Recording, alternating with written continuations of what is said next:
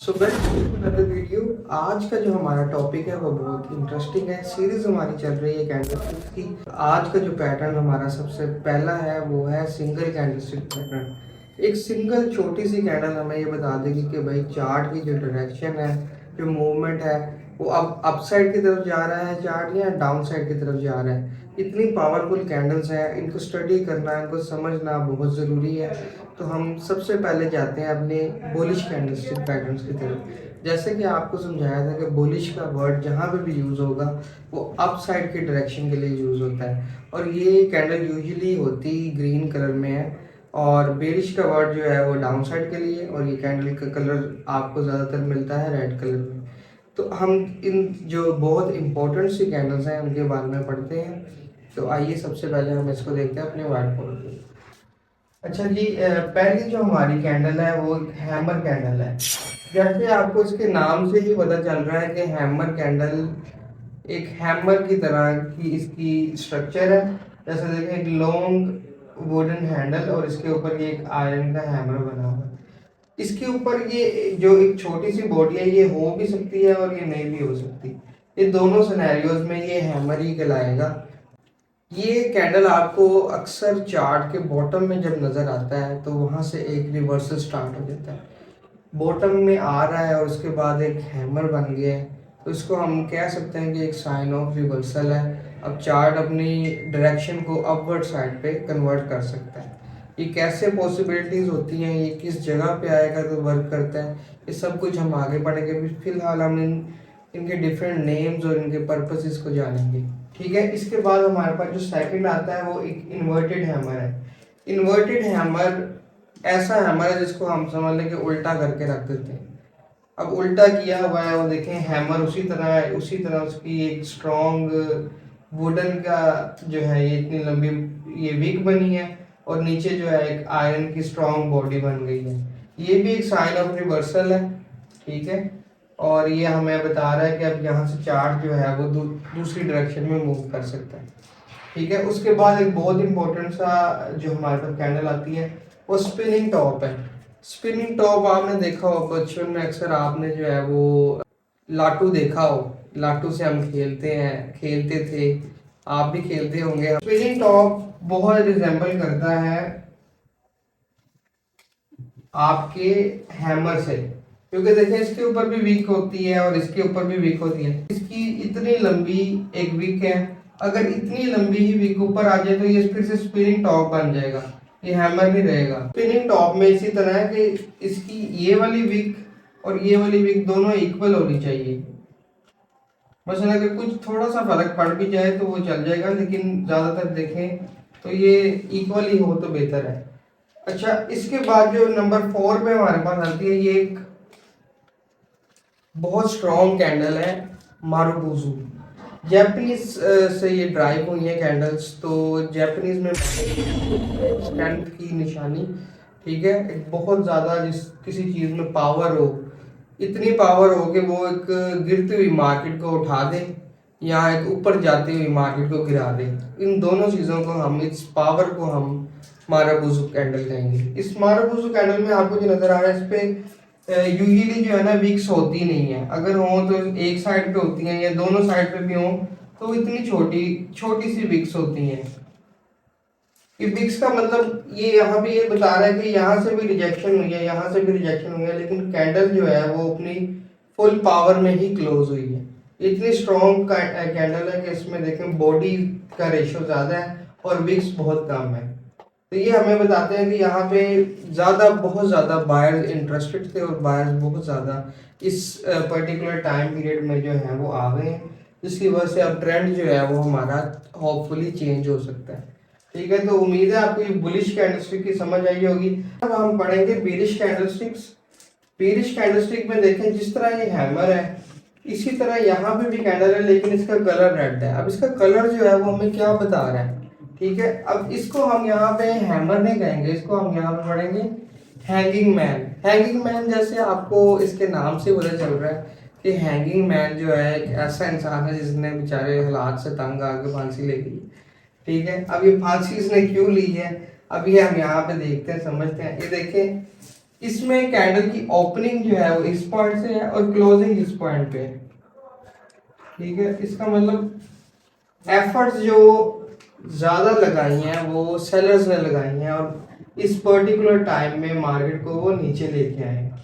ठीक है, इस तरह की क्लोजिंग हुई है, इसको हम हैंगिंग मैन पढ़ेंगे और ये बहुत स्ट्रॉन्ग साइन है एक ऊपर जाती हुई ट्रेंड को, अपवर्ड ट्रेंड को रिवर्स करने के लिए ये ऐसा साइन यूज होता है। जहां पे आप ये कैंडल देखेंगे, आप देखेंगे कि काफी टाइम्स जो है ना ये मार्केट को जो है वो नीचे ले आता है। एक साइन होता है, साइन ऑफ रिवर्सल इसको हम कहते हैं। ठीक है, ये सब जो कैंडल्स हम पढ़ रहे हैं ये बेसिकली साइन ऑफ रिवर्सल्स है। अच्छा, इसी तरह नेक्स्ट जो कैंडल है, अब यहाँ पे हमने इसको इन्वर्टेड हैमर पढ़ा है, यहाँ पर ये इन्वर्टेड हैमर नहीं, यहाँ पर ये एक शूटिंग स्टार है। ठीक है, शूटिंग स्टार का मतलब है कि जैसे टूटता हुआ तारा जिसको हम कहते हैं। अब तारा टूट के गिरता तो नीचे ही है ना, गिर के ये तो नहीं तारा टूट के ऊपर को चला जाता है। वो इसी वजह से इसका नाम उन्होंने जापानीज ने रखा कि ये टूटा हुआ तारा है और ये मार्केट को बेसिकली गिराने के लिए ऐसा जो ये साइन इसका दिया है ना। अब इसी में इसमें भी वही कंडीशन है कि ओपनिंग यहाँ पे हुई है, उसके बाद मार्केट इतना ऊपर गई और उसके बाद क्लोजिंग के टाइम मार्केट दोबारा नीचे आ गई। ठीक है, तो ये यही बता रही है कि जो भी जितनी भी इस टाइम पीरियड में एफर्ट हुई है ना, उसके जो एंड रिजल्ट है ना, उसमें जो सेलर्स है ना वो ही जीते हैं। ठीक है, अगर ये ऐसी कैंडल मार्केट के टॉप पे आपको कहीं नजर आ जाए तो ये एक अच्छा साइन ऑफ रिवर्सल है।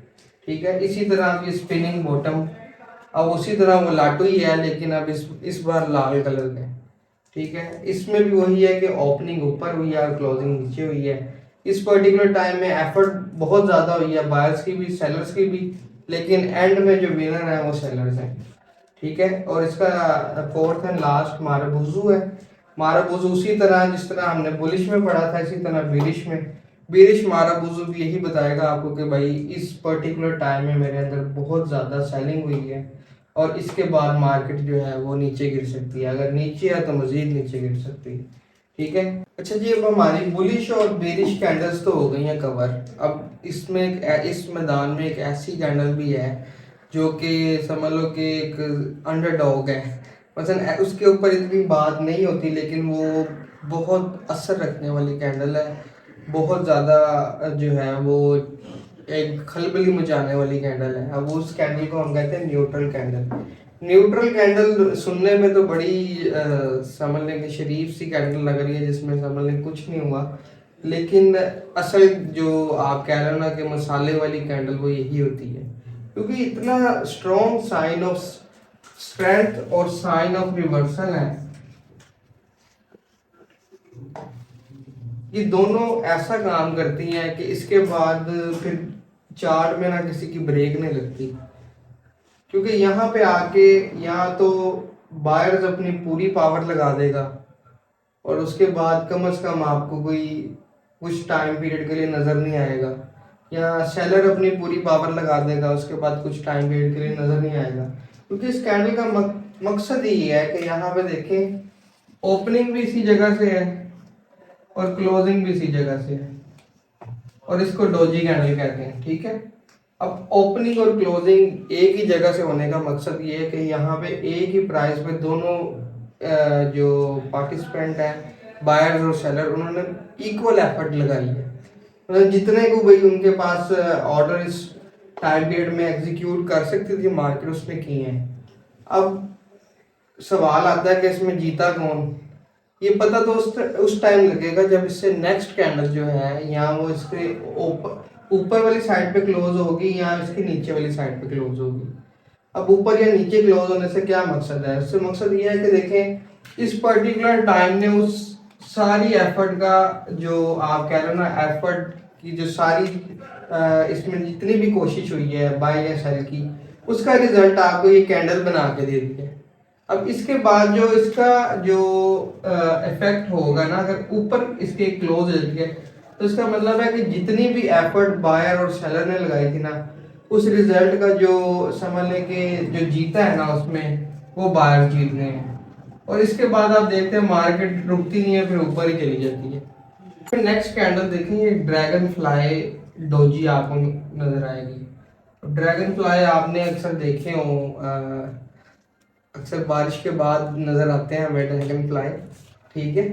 तो ये उसी तरीके से ये कैंडल बन जाती है। इसकी भी ओपनिंग और क्लोजिंग एक ही जगह पे हुई है। अब ये जो नीचे सारी एफर्ट हुई है, हो सकता है ये सेलर्स नीचे लेके गए हो इसको और उतनी एफर्ट लगा के बायर्स इसको ऊपर ले आए, तो रिजल्ट क्या है एंड में? जीरो। मतलब कि उस पर्टिकुलर टाइम में ना मार्केट ऊपर गई ना नीचे गई, और इसके रिजल्ट में क्यों विन कौन हुए इसका भी हमें कोई कुछ नहीं पता।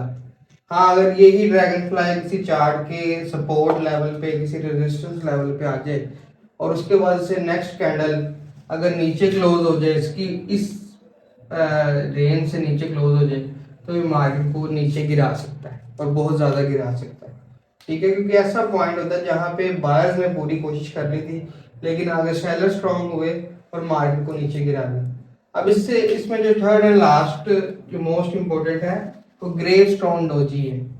ये कैंडल जहाँ पे भी नज़र आपको आएगी ना, आप समझ लें कि मार्केट तकरीबन 80% यही चांस है कि मार्केट ऊपर जाएगी, ठीक है। ये हमेशा सपोर्ट लेवल पे आपको ज़्यादा नज़र आती है। ये कैंडल इस तरह सपोर्ट लेवल पे बनती है और उसके बाद इसके आगे बाइंग की कैंडल आ जाती है और उसके बाद मार्केट फिर ऊपर चली जाती है, ठीक है। ये एक हमारा अभी हम सिंगल कैंडलस्टिक पैटर्न्स पढ़ रहे हैं, इस पे हम डबल और ट्रिपल कैंडलस्टिक पैटर्न पढ़ेंगे, तो ये हमारा बहुत इंपॉर्टेंट पैटर्न है। आगे पढ़ के हम आपको बताएंगे, ठीक है। उसके लिए आपको हमारी वीडियोस देखनी पड़ेगी। तो ये जो एक स्ट्रॉन्ग पोजीशन इसने यहाँ पे डेवलप कर ली है, इसको हम इंगल्फिंग भी कहते हैं, मॉर्निंग स्टार। ये दो तरह के पैटर्न आगे बना सकती है, और अगर इससे बाइंग की कैंडल एक आगे क्लोज हो जाए तो ये एक स्ट्रॉन्ग साइन ऑफ रिवर्सल है। तो उम्मीद करता हूँ आपको कैंडलस्टिक्स की सिंगल पैटर्न की समझ आई होगी, और अगर इसके अंदर कोई डाउट, कोई क्यूरीज हैं तो आप कमेंट बॉक्स में बता सकते हैं हमें। हमारे चैनल को लाइक करें, सब्सक्राइब करें और बेल आइकन को प्रेस करें। शुक्रिया।